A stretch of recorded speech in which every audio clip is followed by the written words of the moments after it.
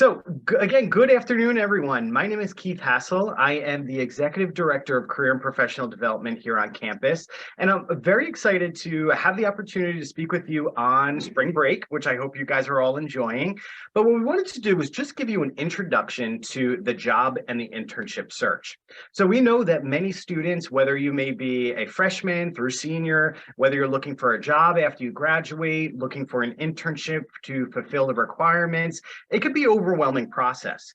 What we want to do is to really walk you through this process, give you a few tips, but the main thing that we want to stress about today is that this is just an introduction. We're going to give you an overview of tips, recommendations of what has worked, what's not worked, some resources to be able to utilize, but please, this is not a one-stop shop.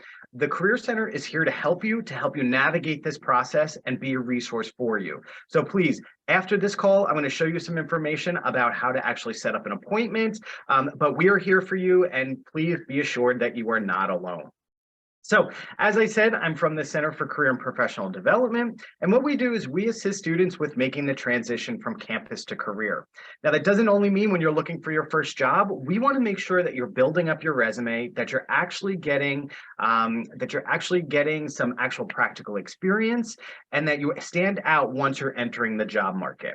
So, let's kind of just dive right in. So, let's see. All right.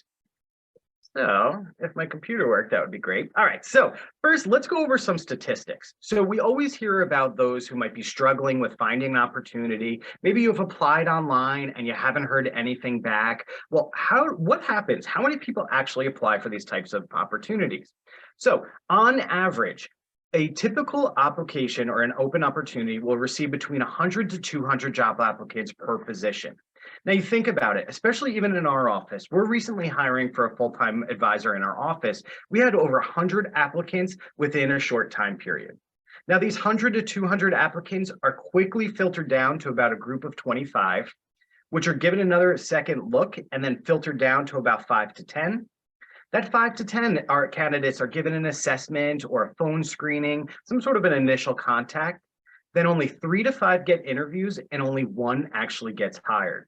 So by looking at this, you could see if we have 200 people who are applying for this one position, whether it be an internship or even a full-time opportunity, only 3 to 5 actually get the opportunity to have that face-to-face, and only 1 person actually finds the position. So by looking at this, there's pretty much 99% of those candidates are never actually have the opportunity to connect with someone. So it's all about branding, about how you actually showcase yourself, what story that you ultimately want to tell, and we're going to go over a few of these items in a minute. Now, some additional information. 75% of candidates are eliminated by their resume alone, as we just saw in those statistics in the previous screen. You think about it, with a resume, we put so much ownership on this because the recruiter doesn't know that you have an amazing work ethic or that you have an outstanding personality. They only know what's communicated on this one piece of paper. So if this one piece of paper is maybe disorganized, or if there's spelling mistakes, etc., that's going to give me the impression that you don't have attention to detail and that you are disorganized, even though that may not be the case. So again, thinking about what is the story, how you're presenting yourself, and we're going to touch on a few of these items as we go on. Now, 53% of resumes contain falsifications. Now, as myself and my colleague Annie, we look at resumes all day long. Annie actually was a former corporate recruiter, and she looked at resumes all day long. And one thing that is very easy for us all to see when we look at resumes, it's either if A, you threw this together in 2 seconds, or if B, something just doesn't seem right. So even a quick story. A bunch of years ago, it's no longer a few years ago, when I first started working in career development, I had a student who was a freshman, and he was handing over his resume because he was looking for an internship. While we were looking through his resume, I saw that he wrote on there that he was the manager of one of the juice bars at a local gym that had recently closed down. Now, in my head, I'm thinking to myself, well, this student who's a freshman is maybe 17, 18, 19 years old. The fact that he would have been a manager, that kind of something doesn't sound right. So when he came in, I sat down and I asked him, and he said that, yes, actually, I did write it, but I wasn't actually the manager. And I said, well, you never want to lie on your resume, it's your reputation. And he said, well, the gym closed down, so no one will ever know. And I again said, we don't want to do that. This paper is representing you, etc. Few weeks later, he came into my office after he had an actual interview. He mentioned that he went into the interview, he sat down, and the first question that he was asked was, I see that you were the juice bar manager at XYZ Sports Club. And he goes, yes, I was. The interviewer then goes, that's funny because my friend was the manager of that juice bar. So this employer called in this student just to call him out on his lie. I have been in career development for over 15 years, and I give that example every single time I do a resume presentation. And I guarantee that recruiter still tells that story as well, except he's using that candidate's name and it's in the industry that he's interested in. So you always have to think to yourself, on a resume, we can fluff it, we can embellish, we can make it sound a little bit fancier, but we never lie and we never say something that's not true. You know, there was a Warren Buffett quote, and I always butcher quotes, but it was saying that you spend your entire life or 25 years building up your reputation, and it takes 5 minutes to ruin it. You all have been put in a lot of time and a lot of effort to get to this point. Your competitive degree, getting into college, your experiences. You don't want to throw that all out the window just because you said something that wasn't necessarily true. Now, something that's also interesting about resumes is that an average recruiter will spend about 6.5 seconds looking at your resume. So in 6.5 seconds, I don't have the time to go through each and every one of those little details. I only know a few things that are popping out to me. Formatting is a big piece. So making sure that you make it past that 6.5 second glance. Everything on your resume is valuable real estate, and you want to make sure that you're ultimately, getting past that first run. And then finally, I'm sure there's many people who are on this call who have applied to a position at, let's say, or through Indeed.com or one of the larger job search sites, and you never hear back. That can be frustrating. However, something to keep in mind is that over 60% of resumes are reviewed by a computerized scanning system and never make it in front of an actual person. So that's why keywords are so important. If you apply to a position and they say in the job description that we need someone with experience with Excel or experience with Adobe Photoshop, if you write in your resume you have computer proficiency, well, that computer system is not going to pick up on that match. So making sure, looking at some of these job descriptions, pulling out the keywords, pulling out the softwares, pulling out those industry terms, making sure they're in your resume and your cover letter, because again, that's going to help you get past that run. And again, over 60% are never seen because the computers are catching them first. And this is becoming more and more common, so you want to make sure that you're prepared about that. So the biggest thing, and I've mentioned this over and over again, is about your resume. Now, we stress the resume over and over again because this is really your ticket to an internship or to a full-time position. A resume can hurt you just as much as a resume can help you. If it's not presented in the right way, if it's not telling the story of where you want to go, this resume is actually not doing anything for you whatsoever. Even if at this point you have only had part-time jobs, so whether it be working as a babysitter, whether it be working as in retail, doing things like that, those are transferable skills that are going to take you to the next point. Now, a resume, it is not an autobiography of every single thing that you've ever done in the past. Instead, it should tell me about why you're applying for this position. So even though you've had some of those part-time jobs, you've learned, right? You've obtained experiences, you've gained new skills that you're going to be able to utilize at that next position. So what I wanted to do just briefly was give you an overview of some of the tips of things that make a resume ultimately successful. So starting off on the top of the page, you'll notice that this person's contact information is listed. So we have our name, mailing address, phone number, email, and a LinkedIn account. Whatever way that I, the recruiter, want to reach out to you to follow up and maybe have a further conversation, I'm going to look right to the top of the page, and that's where I should be able to pull out this information. Now, a few tips about this. If you are in Connecticut, but you're originally from New Jersey, and you're looking for an internship that is in New Jersey over the summer, feel free to list your New Jersey address, okay, as opposed to your out-of-state address. Same thing, if you are going to be graduating this May and you're applying for jobs that are back in your home state, list that state, okay? If you are applying to positions that are both in Connecticut and your home state, I would actually remove your mailing address altogether. Now, many companies, and even I've done this within our office, if someone applies to a position and on their resume it says that they live in Florida, my first thought is that I'm going to have to pay for relocation fees. And for relocation fees, it's having them move up here. Even if I want to interview them in person, I have to pay for an airfare for them to come up here. And I'm going to make a judgment based on that. Maybe my budget doesn't fit with flying a candidate in from out of state, and I've already made a decision without even looking at their actual resume. So you want to make sure to keep that general. But again, we want to talk about your own particular resumes. So please reach out to us. Let's sit down and let's find out how we can market you best. Now, as I was mentioning with the resume, you want to start from your biggest selling tool and work your way down from there. Think of it as someone who's a recruiter and I'm going to be looking at your documents. By the time I get halfway down the page, I would have made a decision. Do I want to continue reading, or am I just going to kind of move on and go with another candidate? You think to yourself, as a college student, your biggest selling tool is your professional education. Okay, so as a college student, whether you're at the master's level or the undergraduate level, your education is going to be towards the top of the page. Now, with myself, I have been working for 15 years in higher education. So my education is listed at the bottom of my resume because my relevant experience doing career development in higher ed, that's something I want them to stumble on front and center. Okay, so think about it again. What is your biggest selling tool? And for most college and graduate students, it is your education. Now, in your education, you want to make sure to list the name of the institution, where it's located, city and state. Now, you'll notice here with these red underlines, there's your degree and your major. Now, many students seem to get confused by this. Your degree is your Bachelor of Arts, Bachelor of Science, Master of Arts, Master of Science. And your your major is psychology, education, interdisciplinary studies. So you're getting a Bachelor of Arts in interdisciplinary studies or a Bachelor of Science in psychology. You're not receiving a Bachelor's of Psychology. Now, most people don't understand that. However, recruiters, people who are working in the field, they know what degree they've received.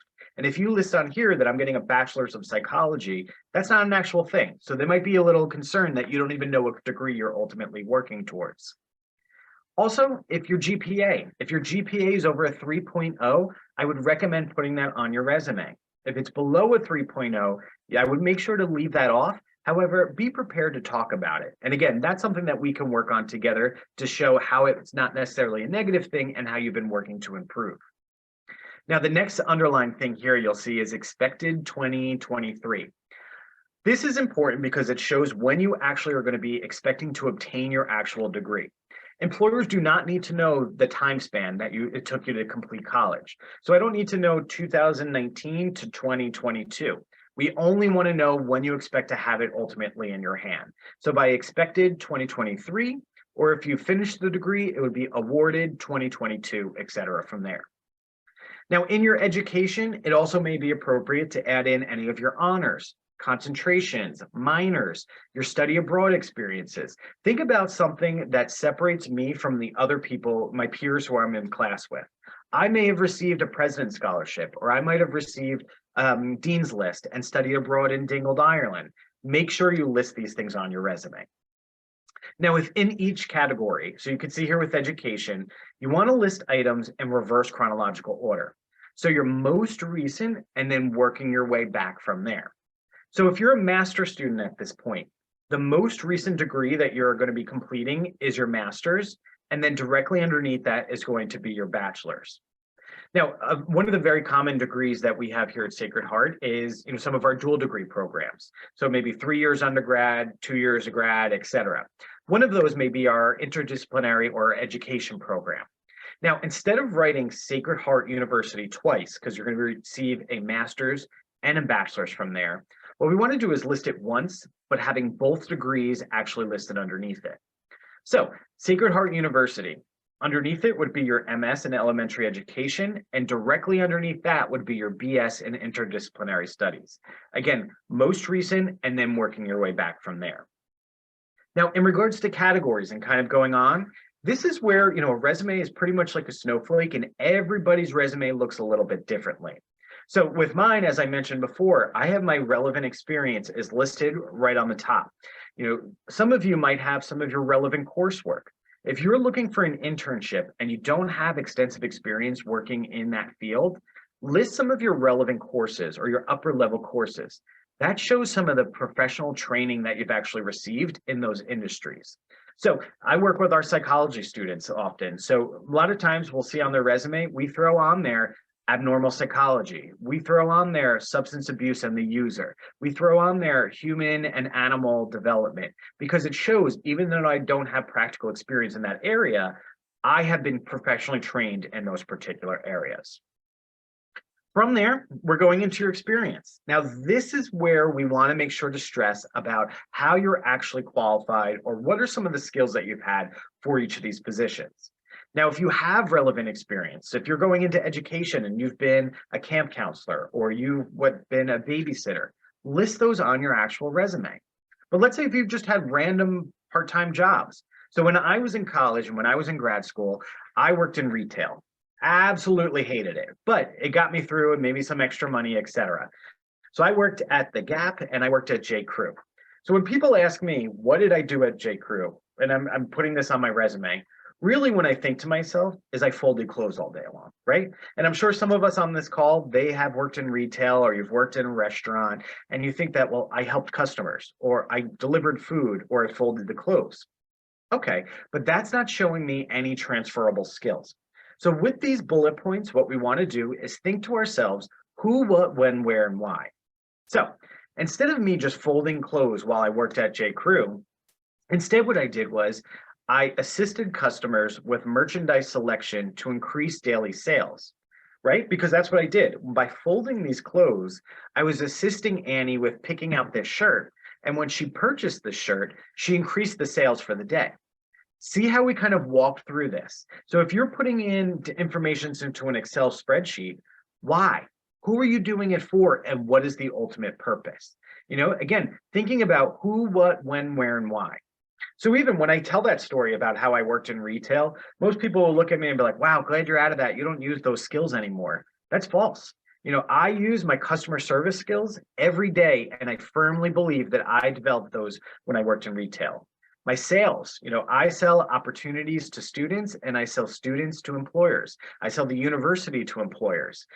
You know, I sell the university to prospective students, etc. Crisis management, working with diverse populations. These are all things that I've done when I worked in the retail. Same thing, if you've done childcare, if you've done a camp counselor. I don't have any children, but I would assume that you are reliable, that you're trustworthy, that you're mature. You know, I'm assuming a parent wouldn't just leave their kid with anyone and hope for the best. You have skills that you can use in other types of professions.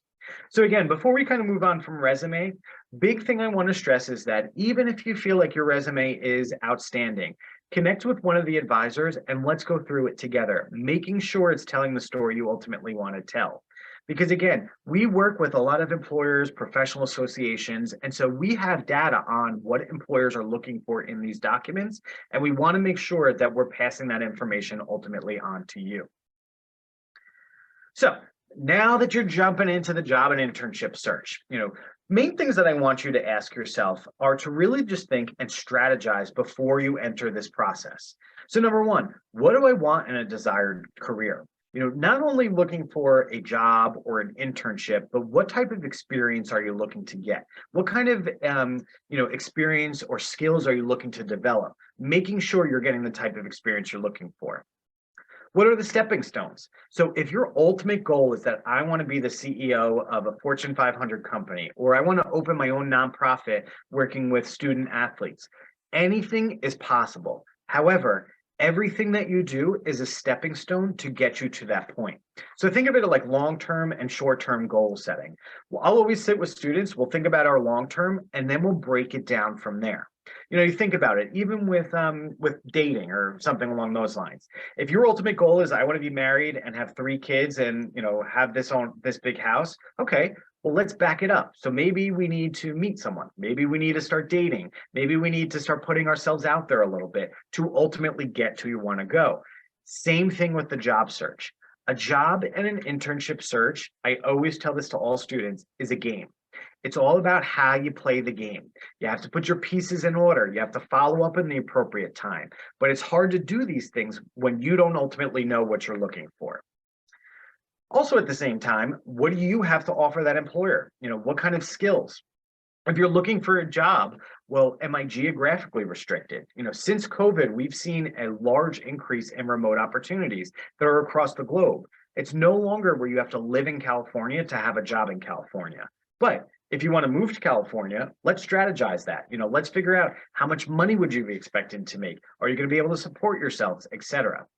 And then finally, and I think this is something that all students should know, what kind of salary should I expect and what kind of salary do I need? So even when you're negotiating offers, which is again, something we would be able to help you with in our office, I always say, first thing that you need to do is go through your expenses. Know a baseline of what I need to make as a salary in order to be able to support myself. Anything above then is only going to be a bonus. But when we're going back and we're negotiating and maybe you want to increase the salary that they offered, you should know ultimately, why do we need to increase it? Is there a reason? And negotiating isn't just, I would like $10,000 more. And they're going to say, why? What do you have to offer that is warranted $10,000 more? So asking yourself these questions is going to be extremely important. And then a plug that I'm sure I'm going to mention as we go on. Now, even as an alumni, so if you're graduating this year, you're going to be hitting the job market and you're going to be going off, you have lifetime access to our services. So if you are looking for help with negotiation or help with interviewing, never hesitate to reach out to our office, whether it's your first position, third, fifth, et cetera, in a lifetime. We're always here to be able to support you. Now, some general tips, and these can be applied for both the internship and the full-time job search. Number one is start early, okay? Please, please, please think about these as almost a semester ahead. So if you were looking to apply for an internship for the fall semester that starts in September, I would encourage you to start looking for opportunities and applying to them around May and June. If you were looking to do a spring internship that's going to start in January, I would start applying to those around August and September. Now, the reason why we say this is because the job search, the internship search, it's a process. It wasn't like those retail positions that I had when I was in school where I could walk into the Gap and by the time I left, I had a job. Internships are at the bottom of the priority list for these recruiters. They get to it when they get to it. So we've seen people who have applied for a position and it's been a month later and then they get a call back. If you do not hear back within a short time frame, do not be concerned. Okay, on average, I would say it's going to be anywhere between a few weeks to a few months before they actually call you. Even just for an example, I've been here at Sacred Heart for just about 4 years. I applied to the position that I'm in now in around January, February. By the time I had my interviews, it was about April and then May, and I started the job in January. So that was a 6-month process that we went through. And so that's why we encourage you to start early, because if you graduate in May and start applying in May, chances are you're not going to be able to secure an opportunity to the fall time. And although that seems great, being able to have the summer off, it's not great when you're starting to get those questions of, so what's next for you? Did you get a job? Are you going to grad school, et cetera? We want you to be prepared. Before you start getting those questions of what's next for you, we want you to have an answer for that. So again, starting early is extremely important. Also, as with anything, my mother used to always tell me that the key to organization is the key to success. Organize yourself, okay? So as you apply for these positions, what I would encourage you to do is to keep an Excel spreadsheet.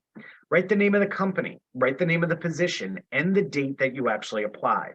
Because I've seen many, many, many times where it's been 2 months, you get a call back for that job or for that internship, and the candidate doesn't even remember applying for the position, and the job isn't posted anymore. So now you're going in for an interview and you have no idea what you're about to sell yourself for. So staying organized is huge. Also with follow-ups. So if you have applied to a position and it's been a few weeks, well, let's draft together a follow-up email. Dear Annie, I'm just wondering if you had the opportunity to review my resume for the assistant director position available with Sacred Heart. If you have any questions, please feel free to reach out, but I've also attached my resume one more time for your consideration. Just a simple little note to put your name in front of them to make sure that they're thinking about you. Now with follow-ups Follow-ups can also hurt you just as much as it can help you. Okay, so I've had candidates in the past, thankfully none from Sacred Heart, who have had received a verbal offer and they've said, we'll get back to you by the end of the week with your formal offer. This candidate was so anxious, he kept calling back. And by the end of the week, they rescinded his offer.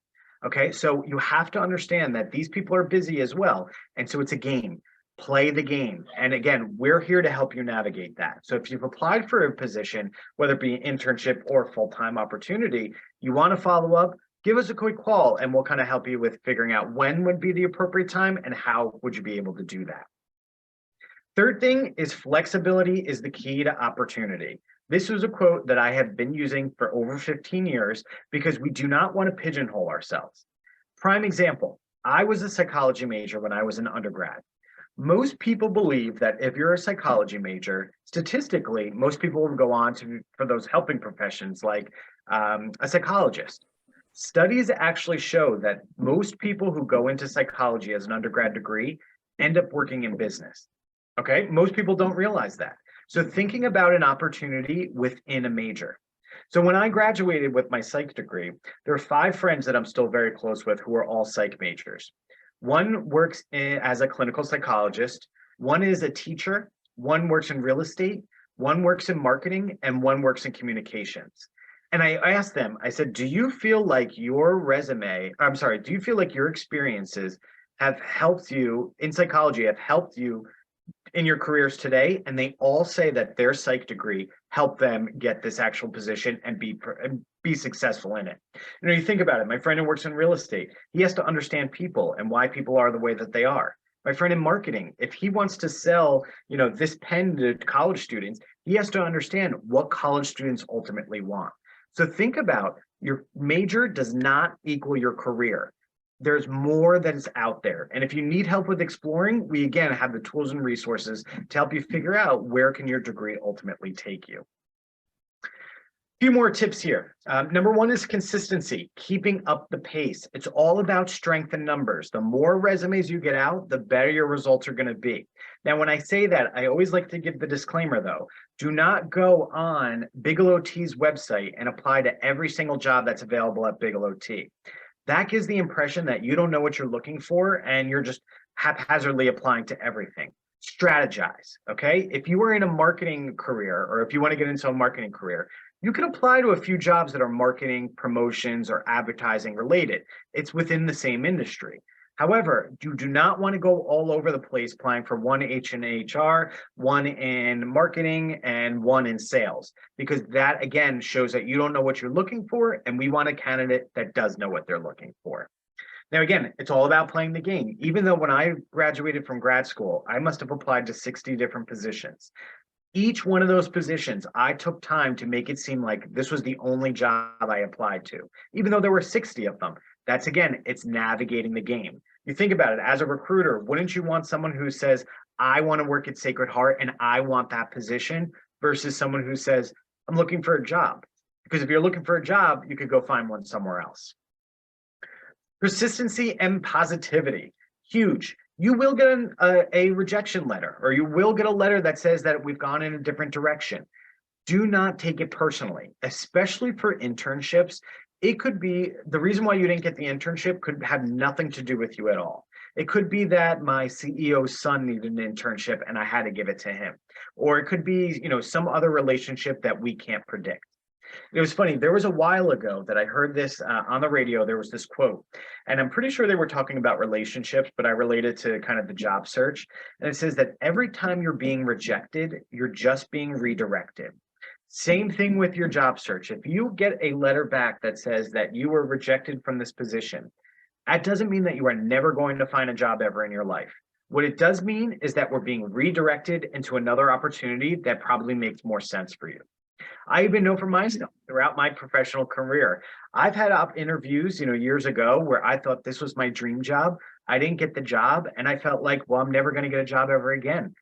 Fast forward, I know for myself that that wasn't the right opportunity for me. And where I am now is because I took an ultimate different path. So sometimes you have to trust it to chance, even though it's not that easy.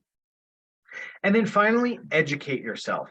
So important. If you're filling out an application and it says, what are your salary expectations? Or if you're in an interview and they say, so why are you attracted to the role? You should be specific, okay? So if they say, what are your salary expectations? And you say, I want to make $150,000, and they say, well, this job offers $60,000. They're not even going to consider you. They think it's a joke because you didn't do your research. Or if they say, why do you want to work at this job? And you say, well, I'm looking to kind of start my career. Well, you didn't do your research about this position. The more you prepare yourself, the better it's going to be. Think about when you even had classroom presentations. The more that you rehearse, the more that you go over and the more you prepare yourself, the better the presentation ultimately is. So again, we are always here to help you. We are here to help you navigate the process and ultimately walk you through it. So when you're actually looking for opportunities, where should you go? Like anything else, we never want to put all of our eggs in one basket. So we never want to say just all go to Handshake or all go to Indeed or different things like that. Also, networking. Networking is still the #1 way that people find jobs and internships. It's through people that you know. Even we have multiple opportunities that come through our office, and the first thing we do is, who do we know that kind of fits this bill and can get connected with them? SHU alumni, and we're going to show you a little resource on how to get connected. We have over 53,000 successful alumni here at Sacred Heart. Leverage that community. That is a built-in network that is part of this whole experience. Career development. Annie, myself, and the rest of the team, we are your network. When we find opportunities, we are oftentimes looking for candidates to fill them. As I mentioned earlier, Annie was a corporate recruiter for many years. She knows hiring managers. She knows how this process works. So getting connected with people who have this experience. Your faculty, your advisors, family, neighbors, anyone, everyone that you're talked to is in your network. But at the same time, again, a little disclaimer, think about what you're communicating. If you're constantly showing up late to class, I don't know if I would ask your professor if they could recommend you for a job, because what are you communicating to that professor? You're always late.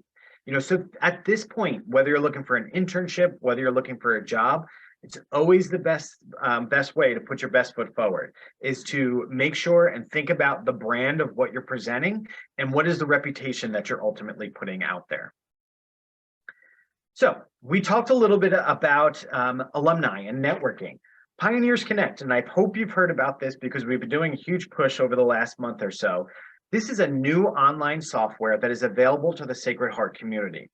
As a student, you were able to go in, create a profile based on your personal interest, your career interests, etc., and it will recommend alumni to connect with who are working in your field of interest. Now, this is a great way if you want to break into the communications industry or public relations industry. Talk to people who've actually working there. These are the ways, again, #1 way is through networking. These are the ways that you're starting to expand your network and being able to leverage it long after you graduate. So even if you're thinking about a job or you're thinking about an internship, first step besides your resume, get on Pioneers Connect and start browsing because you never know where a connection can be and where a connection can ultimately help you. Now, for some search engines, as we mentioned before, we don't want to put all of our eggs in one basket. Indeed.com, Handshake. Handshake, which is our online career job portal, has over 3.5 million jobs and internships across the globe. One thing that drives me nuts is when people say that, oh, well, there's no jobs on there. There's literally 3.5 million of them. Or there's nothing in marketing. I would say there's close to hundreds of thousands of marketing opportunities that are on there. Now, what's great about Handshake system is that you are not going to be competing with people who have 20 years of experience in that field. It is posted for more of those entry-level opportunities, internship opportunities. They're looking for college students and recent graduates. So it's a great resource, again, right at your fingertips.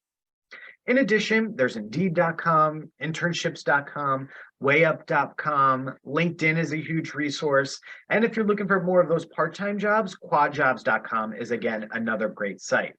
But another reason of why we want you to encourage you to sit down and meet with one of us or one of our advisors is because we can help you figure out which tool is going to be more beneficial to what you're ultimately looking for. So again, this is just a little introduction, but we want to sit with you and help you navigate your own specific past.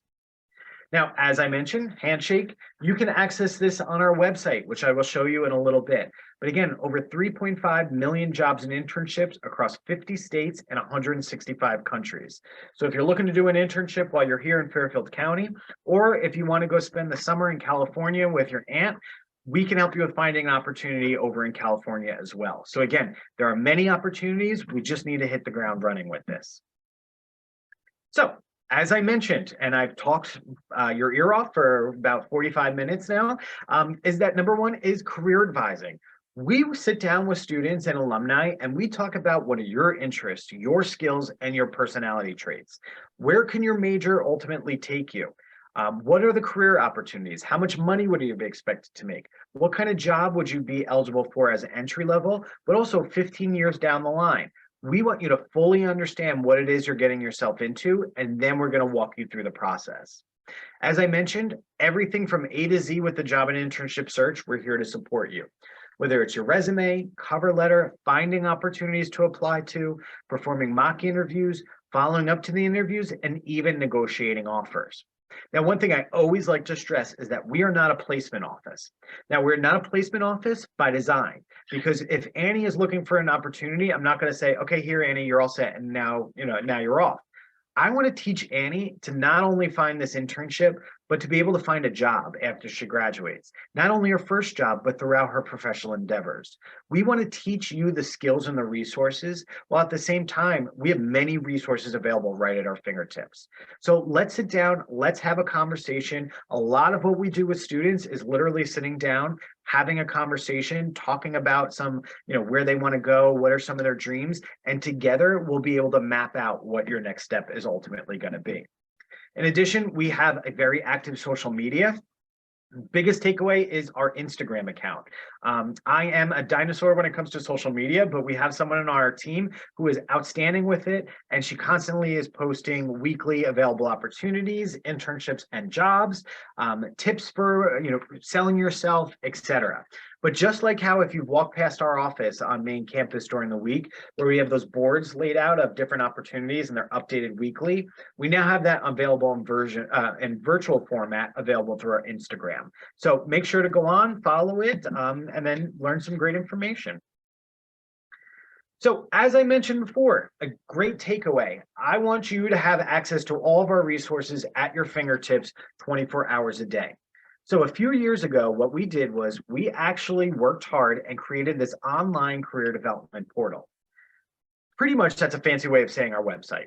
So on our website, which is sacredheart.edu/career, you're going to find resources on resumes, cover letters, new positions that are posted, upcoming events, as well as outcomes of some of our students. Now on this page, if you look up on the top right-hand corner, you'll see the schedule an appointment button. That is the easiest way to schedule an appointment with one of our advisors. Now we have it set up on the back end where there's no guessing for you. So if you go in, you choose your career community, what you're interested in and learning a little bit more about, you'll automatically get connected with the advisor that works with your population. At that point, you could just choose the day and time that works for you, submit it, and that avoids a lot of that back and forth emails. But as always, if you have any questions, visit our website during normal business hours. On the right-hand corner, you'll see a live chat function. So if you have questions, you're unsure about scheduling an appointment, just type that in and we'll make sure that you get all set up. But again, a great takeaway is sacredheart.edu/career. So now that I probably made you all cross-eyed by talking about this, and again, I wanted to just be able to provide a high-level introduction to some of the things that you should be thinking about, because each of your processes are going to look a little bit different.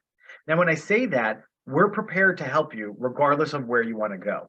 If you're looking for an internship, if you're looking to go to grad school, if you want to volunteer for a year, you're looking for a full-time job, whatever it may be, again, we're here and we're dedicated to helping you take that next step.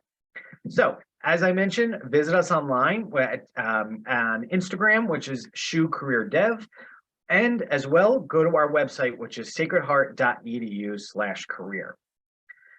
So at that point, I'm probably going to take a sip of water now. But Annie, did we have any questions come in of anyone that was thinking of anything job or internship related? Not yet, but if anyone is camera shy, feel free to type it in the chat or raise your virtual hand. No questions are silly questions by any means. So if anybody has any, please feel free to chime in. We would love to hear from you. Yeah. And, even just another note too, because I always I don't want to scare people. So if you're looking for an internship for this summer coming up, and where I said you want to start a semester early, so start by January, February, obviously it is mid-March at this point. The way we work with students is that we're solution focused. Okay. So we're not going to sit here and be like, Annie, you should have came in a few months ago. Now you're screwed. No, we're going to move forward. What is our ultimate goal is that we want to find an internship in the summer. So let's hit the ground running and let's get it done. So again, we don't have a one size fits all policy based on what you're thinking about, based on what you're looking for. If you're are unsure, I don't know what type of experience I want to get, that's okay too. We're going to walk you through this process. So as Annie mentioned, there's no such thing as the silly question. Trust me, throughout our careers, we've heard it all. And whatever your goal is, we're here to support you and kind of help you map that out in general. So Brianna, I see that you have a question. Feel free to unmute yourself and ask away. Hi, yeah. So like you said, how like social media is kind of hard to use. That's like me with LinkedIn. Do you have any sources on how to navigate LinkedIn and build the profile?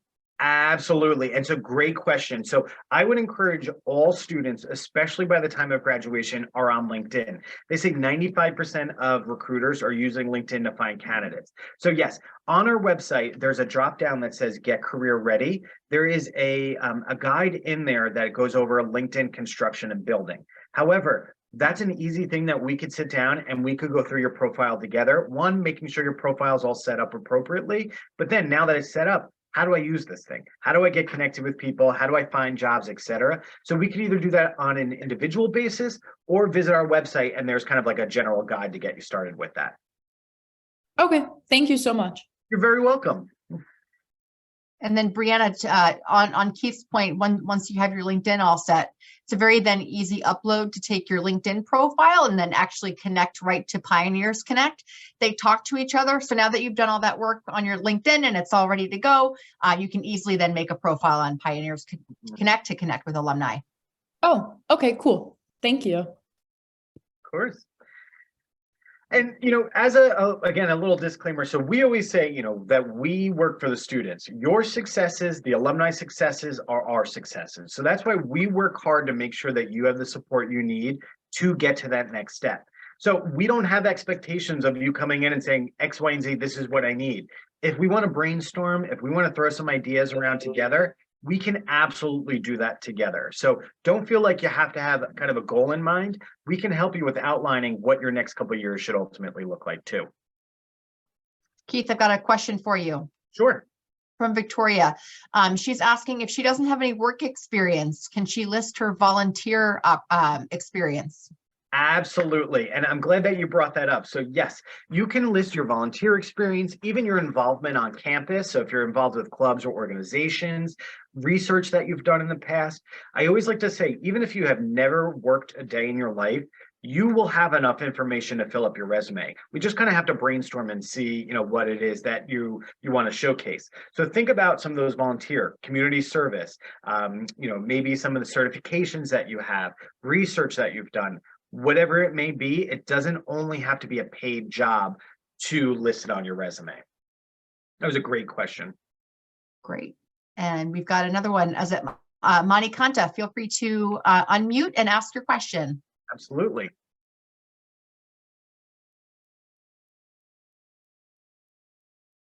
Do you have a question? Question? Okay, we can always come back to you. We have another one coming in from, looks like John. Who should I contact from Sacred Heart to help find an internship for this summer? Absolutely. So, John, depending on your academic major, there are actually advisors who are connected with you based on your area of study. However, we don't want you to think about it or to get confused. The best way is to go onto our website, hit that schedule an appointment button, and then we will automatically get you linked up with your appropriate advisor. So first step, if you're looking for something for this summer, schedule an appointment, and then we'll kind of walk you through that process. Great question. Anything else, Annie?